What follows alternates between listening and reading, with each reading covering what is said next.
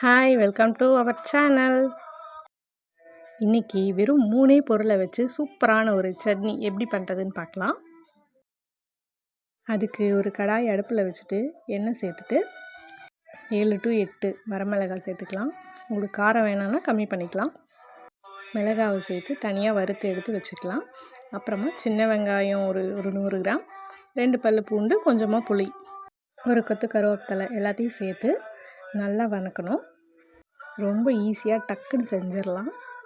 வெங்காயம் நல்லா golden brown ஆனதுக்கப்புறமா ஆற வச்சுட்டு ஒரு மிக்ஸி ஜாரில் கொஞ்சமாக உப்பு, வதக்கி வச்சுருக்கோம்ல வரமிளகாய், வெங்காயம் அது எல்லாத்தையும் சேர்த்து அரைச்சி எடுத்துட்டு தாளிக்கிறதுக்கு கடுகு, கருவேப்பிலை, தேங்காய் எண்ணெயில் தாளித்து கொட்டணும். அப்போ தான் ரொம்ப மணமாகவும் டேஸ்ட்டாகவும் இருக்கும்.